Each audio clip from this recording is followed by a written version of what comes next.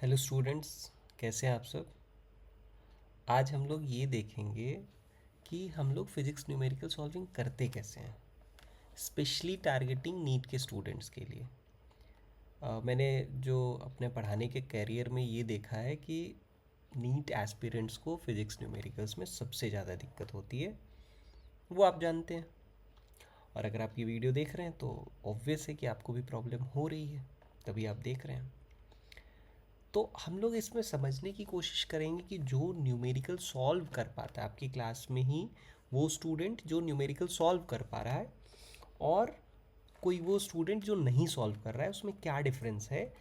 क्या वो सॉल्व करने वाला बच्चा अच्छा कर रहा है, सही कर रहा है, और आपसे अगर नहीं हो रहा है न्यूमेरिकल सॉल्विंग तो क्या आप गलत कर रहे हैं। उनमें से कुछ पॉइंट्स को हम समझने की कोशिश करेंगे। ठीक है, तो सबसे पहले हम समझते हैं कि जब हम न्यूमेरिकल सॉल्विंग करेंगे तो इन न्यूमेरिकल सॉल्विंग सबसे पहले हमें ये चेक करना होता है कि क्या हम थ्योरी को समझ पा रहे हैं। अगर थ्योरी हमें आता है तो हमसे न्यूमेरिकल होना चाहिए। तो सबसे पहले जहाँ से भी आप थ्योरी पढ़ रहे हैं, वो हो सकता है वीडियो लेक्चर्स के थ्रू आप पढ़ें, हो सकता है किसी बुक से पढ़ें। अभी के टाइम में बुक से या मॉड्यूल से पढ़ना तो मुश्किल ही है, तो बहुत चांस है कि या तो आप अपनी कोचिंग में पढ़ रहे हों या आप किसी वीडियो लेक्चर से पढ़ रहे हो। किसी से भी आप पढ़ें, आपको क्या ध्यान रखना है कि आपको थ्योरी बहुत क्लियरली समझ आना चाहिए। ये थ्योरी का पूरा अंडरस्टैंडिंग होना चाहिए। उसमें जो डेफिनीशन है वो आपको आना चाहिए, उसमें जो कॉन्सेप्ट है, इम्पॉर्टेंट कॉन्सेप्ट, वो आपको याद होना चाहिए। एंड देन उससे रिलेटेड जो फॉर्मूला है वो याद होना चाहिए। ये पॉइंट जो है सबसे फंडामेंटल पॉइंट है। This is most fundamental point, क्योंकि अगर आप ये याद रहेगा तभी आगे किसी पॉइंट की तरफ बढ़ सकते हैं। अगर आपको उस न्यूमेरिकल का फॉर्मूला ही नहीं पता, थ्योरी ही नहीं पता, तो आप कैसे सॉल्व करेंगे उसके क्वेश्चन को। तो सबसे पहला काम है थ्योरी और फॉर्मूले को अच्छे से समझना। तो अगर आप उस कॉन्सेप्ट के न्यूमेरिकल नहीं सॉल्व कर पा रहे हैं तो सबसे पहले उसके नोट्स को 2 बार 3 बार 4 बार रिवाइज करिए। इसको आप रिवाइज करिए, रिवाइज करना बहुत ज़रूरी है। और रिटन रिवीजन करिए, रिटन रिवीजन।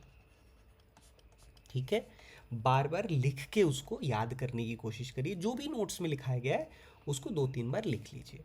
फिर एक बार क्या करिए, पूरे चीज़ को वापस कवर करके, मतलब उसको ढक दिया, 2-3 बार लिखा है, देख देख के लिखा है, और फिर कवर करके फिर से एक बार बिना देखे उसको लिखिए। ऐसा करने से आपको वो कॉन्सेप्ट याद हो जाएगा। जब आपको कॉन्सेप्ट याद हो जाएगा तभी आप उसके आगे न्यूमेरिकल सॉल्विंग को सोच सकते हैं।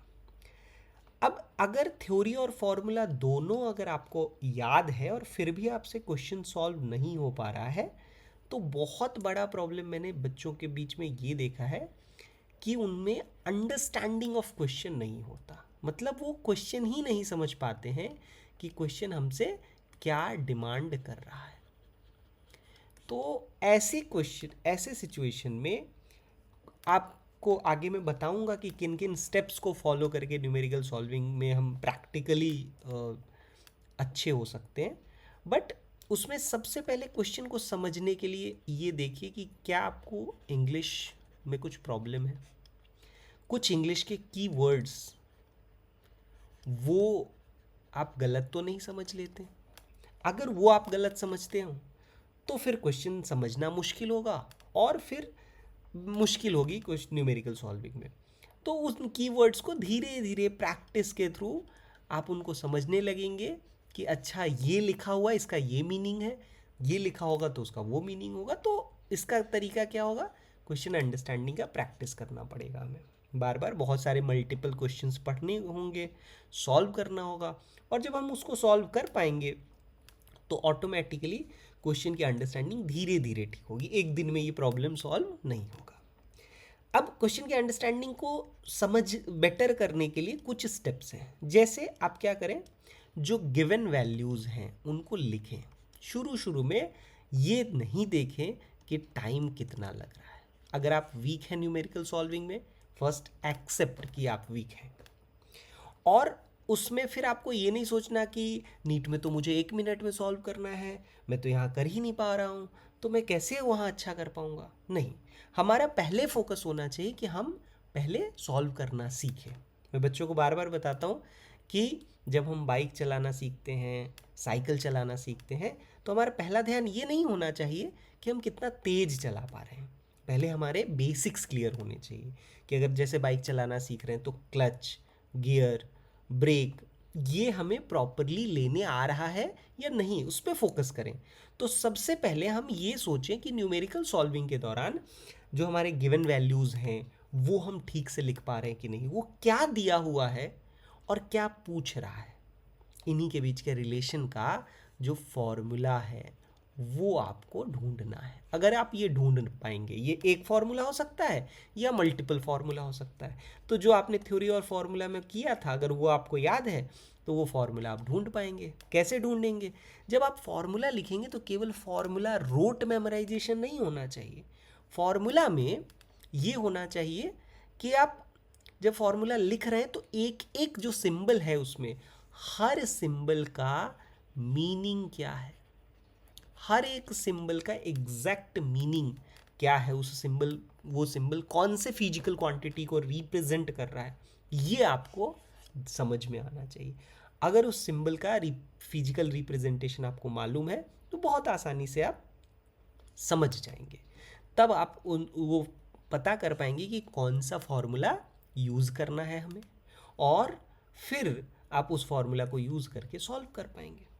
अगर आपने इस तरह से फॉर्मूला फाइंड कर लिया है, गिवन देख लिया है, अच्छा उसमें एक चीज़ और ध्यान रखना है कि यूनिट्स, कौन सा यूनिट यूज़ होना चाहिए स्टैंडर्ड, कौन से एसआई, कब एसआई यूनिट यूज़ करना है, अगर कभी डेविएशन ऑफ यूनिट करना है, मतलब यूनिट को चेंज करना है, तो कौन सा यूनिट नया हम डाल सकते हैं, ये आपको पता होना चाहिए। तो ये प्रैक्टिस से धीरे धीरे आ जाएगा। फिर अगर आपने इतना सारे स्टेप्स सही कर लिए हैं तो फिर आपको ये देखना है कि क्या आपको मैथमेटिक्स के जो फॉर्मूले हैं, कभी कभी साइन के, कॉस के, ट्रिग्नोमेट्री के, बेसिक क्वाड्रेटिक के एप्लीकेशन वाले क्वेश्चंस आ जाते हैं, तो अगर वो आपको आता होगा तभी आप सॉल्व कर पाएंगे। तो मैथमेटिक्स जो उसमें यूज़ हो रहा है क्या वो आपको आता है, ये देखना है। फिर कैलकुलेशन आपको देखना है कि आप कैलकुलेशन सही सही करते हैं कि नहीं। मैंने देखा है बच्चों को बार बार सब कुछ सही होने के बाद भी कई बार उनसे कैलकुलेशन सही नहीं होता, तो वो हम ठीक कर पाएँ, ये आपको इंश्योर करना होगा। और ये सब कैसे होगा? सब प्रैक्टिस से होगा। आपको बहुत पेशेंस रखना पड़ेगा। अगर आपको सच में प्रॉब्लम है और आप सच में उसे ठीक करना चाहते हैं तो उसका तरीका क्या है? प्रैक्टिस, और बहुत पेशेंस के साथ प्रैक्टिस। परसिवरेंस ज़रूरी है, मतलब अपने आप को लगाए रखना कि नहीं, मुझे मेहनत करना है, जहाँ कमी है मुझे आइडेंटिफाई करना है और उसे ठीक करना है। ये मन में अगर आ गया तो आप उसको ठीक कर लोगे और फिर आपका स्कोर धीरे धीरे बढ़ जाएगा, एक बार में नहीं बढ़ेगा। कोई मैजिक नहीं है। अगर मैजिक होता तो वो मैजिक किसी को भी बता दो वो सब कर लेते। क्या लगता है इसमें? क्या रिक्वायरमेंट है? रिक्वायरमेंट है एकमात्र, वो है मेहनत। अब हम अगर क्वेश्चन सॉल्व करते हैं मॉड्यूल से, बुक से, तो सॉल्विंग कैसे किया जाए इस पे हम लोग थोड़ा सा समझने की कोशिश करते हैं। एक तरीका मैं देखता हूँ बच्चों को, आजकल क्योंकि वीडियो लेक्चर्स अवेलेबल हो गए हैं तो बच्चे हमेशा वीडियोस की तरफ इनक्लाइंड हो जाते हैं। वो वीडियोस देखना चाहते हैं, उसी से समझना चाहते हैं, उसी से प्रैक्टिस करना चाहते हैं। तो देखो, वीडियो देखना और समझना, अंडरस्टैंडिंग तक बहुत बढ़िया है। आप ऑफलाइन किसी टीचर्स के पढ़ रहे हो या फिर ऑनलाइन किसी वीडियो के थ्रू समझ रहे हो उस कॉन्सेप्ट को, बहुत अच्छा। लेकिन जब आप प्रैक्टिस कर रहे हो तो practice must be from a book और द मॉड्यूल। क्यों? आपका जो बुक होगा, जो मॉड्यूल होगा, उसमें क्वेश्चन लिखा हुआ रहेगा। उस लिखे हुए क्वेश्चन में आप क्वेश्चन पढ़ेंगे, समझेंगे और उसके बाद प्रोसेस करके आंसर तक पहुंचेंगे। एग्जैक्टली यही काम आपको करना पड़ता है। कब? जब आप एग्ज़ाम में होते हो। तो एग्ज़ाम में आप जो काम कर रहे हो वही काम आपको प्रैक्टिस के दौरान भी करना है। वीडियो के थ्रू प्रैक्टिस नहीं करना, प्रैक्टिस हमेशा बुक से करना है, ताकि वो जो सारी प्रॉब्लम्स हैं जो इससे पहले हमने देखी कि बच्चे फॉर्मूला नहीं समझ पा रहे हैं, क्वेश्चन नहीं समझ पा रहे हैं, उसका प्रैक्टिस हो जाए। उसके लिए बहुत ज़रूरी है कि आप कोई एक ऑफलाइन बुक, मॉड्यूल जो भी आपके पास है, उससे एक अच्छे सोर्स से क्वेश्चंस को सॉल्व करें। ठीक है, ये बहुत इंपॉर्टेंट है। जब हम सॉल्व कर रहे हों क्वेश्चंस, उस समय 3 लेवल के क्वेश्चंस करने हैं। फर्स्ट है कॉन्सेप्ट बिल्डर या कॉन्फिडेंस बिल्डर। ये कॉन्फिडेंस बिल्डर क्या है? तो हमें इसमें क्या करना है, सॉल्व्ड एग्जाम्पल से सॉल्व करना है। जो आपके कोचिंग मॉड्यूल में दिया हुआ है, जो बुक में दिया हुआ है, उसके सॉल्व्ड एग्जाम्पल्स क्वेश्चन को पक्का सॉल्व करिए। उसमें या नोट्स के थ्रू क्वेश्चन कर सकते हैं, जो आपने वीडियो लेक्चर्स में या जो लेक्चर्स हुआ है, उस जो ऑफलाइन लेक्चर्स आपने अटेंड किया है, उसमें जो नोट्स में क्वेश्चंस हैं, जनरली ये क्वेश्चंस बहुत अच्छे क्वेश्चंस होते हैं। और ज़्यादातर अच्छे teachers her variety of question कोशिश करते हैं कि कवर करा दें। और अगर हर वैरायटी उन्होंने कवर करा दी है, तो बहुत चांस है कि प्रैक्टिस जब आप करेंगे बुक से या मॉड्यूल से, तो आपको कहीं ना कहीं वैसा टाइप का क्वेश्चन मिल जाएगा, या तो डायरेक्ट आ जाएगा या फिर उसका एप्लीकेशन आ जाएगा। दोनों में से कुछ भी हो सकता है।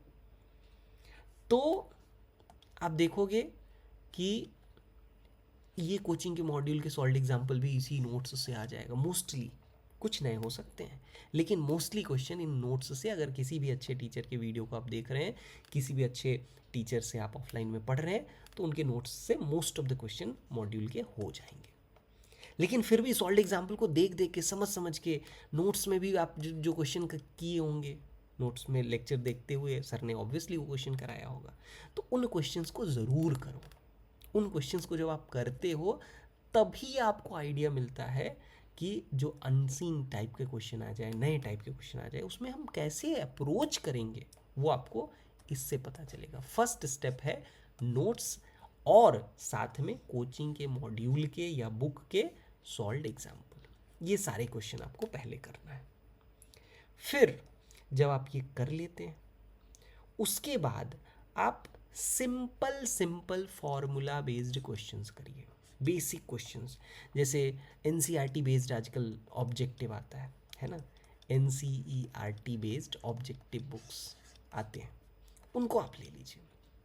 और बहुत इजी, ये आपके मॉड्यूल में लेवल 1 करके कुछ लिखा हो, लेवल 1 फर्स्ट लेवल का जो क्वेश्चंस है, बहुत इजी, जो डायरेक्ट फार्मूला बेस्ड क्वेश्चन हो, ताकि उससे क्या हो कि चैप्टर के हर फार्मूला का आपको ध्यान हो जाए। बार बार बार बार बार बार फार्मूला बेस्ड क्वेश्चन करेंगे, हर बार फार्मूला बेस्ड क्वेश्चन करते हुए उस फार्मूला को लिखना है, ज़रूरी है ये, ताकि वो फार्मूला ब्रेन में एकदम पूरा अच्छे से फिक्स हो जाए। और जब वो फिक्स हो जाएगा, तो क्या होगा, जो कॉम्प्लेक्स क्वेश्चन होगा उसमें आप उन फार्मूलों को बहुत तेज़ी से रिकॉल कर पाएंगे। तो 2 या 3 तरह के फार्मूलों को एक साथ कंबाइन करके अगर कोई क्वेश्चन पूछा गया है, तो उसमें भी आप अप्लाई तभी कर पाएंगे ना, जब ये बेसिक सिंपल सिंपल फार्मूला, एक एक फार्मूला आपको याद रहेगा, तो आप ये भी कर पाएंगे। फिर जब ये हो जाए, तो आप नीट लेवल के क्वेश्चंस को करिए, और पिछले 10 साल के, 15 साल के, 20 साल के, जितने साल के क्वेश्चंस आपके पास हैं, क्योंकि नीट रिपीट पैटर्न करता है। जो क्वेश्चंस पहले आया हुआ है, बहुत चांस होता है कि वो बार बार आए, तो उन क्वेश्चंस को हमें कर लेना है। इन क्वेश्चंस को अगर हम आप कर लेते हैं बार बार, तो बहुत अच्छा चांस बनता है ना कि अगले साल आने वाले क्वेश्चंस का भी हम सॉल्व कर पाएंगे। हाँ, कभी कभी सरप्राइज़ आ जाता है, जैसे इस बार 2025 के क्वेश्चन में सरप्राइज़ आया, लेकिन जिसने इन चीज़ों को फॉलो किया होगा, उसका ठीक है 180 नहीं आया, लेकिन 100 आया होगा, और उसी से सिलेक्शन हुआ है। तो जिसने इस प्रोसेस को ठीक किया है, तो उसका 180 हो सकता है कि आसान पेपर आए 180 भी आ सकता है, और जब टफ पेपर आए तो 100 भी आ सकता है, लेकिन जो आएगा वो अच्छा होगा, उसका सिलेक्शन कराने के लिए सफिशिएंट होगा। तो हमें इतना ध्यान रखना है। अगर आप इतने पॉइंट्स का ध्यान रखेंगे, तो आप न्यूमेरिकल सॉल्विंग में काफ़ी आगे चले जाएंगे। फिर आपके लिए बहुत मुश्किल नहीं होगा कुछ भी, है ना। तो आई होप कि ये पॉइंट्स आपको सही लगा होगा, और अगर आप इसको इम्प्लीमेंट करेंगे तो सच में एक पॉजिटिव चेंज आपको दिखेगा। अगर आपको प्रॉब्लम हो तो कोई नीट या जेई से रिलेटेड किसी भी तरह के कॉन्सेप्ट में कोई प्रॉब्लम हो कि इस तरह के न्यूमेरिकल्स कैसे सॉल्व करें, तो आप कमेंट करो, मैं उस टॉपिक्स पे वीडियो बताऊंगा। इस तरह से वीडियो में समझाऊंगा कि आप कैसे उस टॉपिक के क्वेश्चन को सॉल्व कर पाओगे। तो जो भी आपको टॉपिक डिफ़िकल्ट लग रहा हो वो आप शेयर करो, मैं उसमें वीडियो बना के कोशिश करूँगा कि मैं उसको एक्सप्लेन कर दूँ आपको इतनी आसान भाषा में कि आप बहुत अच्छे से उसमें क्वेश्चन में बहुत बढ़िया ग्रिप कर लो, और उस वहाँ के क्वेश्चंस जो हैं वो आपके लिए बहुत इजी हो जाए। ठीक है, तो यहीं पे मैं एंड करता हूँ। मैं इस तरह से गाइडलाइन पे बेस्ड वीडियोस बनाता रहूँगा। आपको कोई भी दिक्कत हो तो जो सब्जेक्ट मैटर वाले टॉपिक्स हैं उस पे भी वीडियो बना के मैं एक्सप्लेन करूँगा। ओके।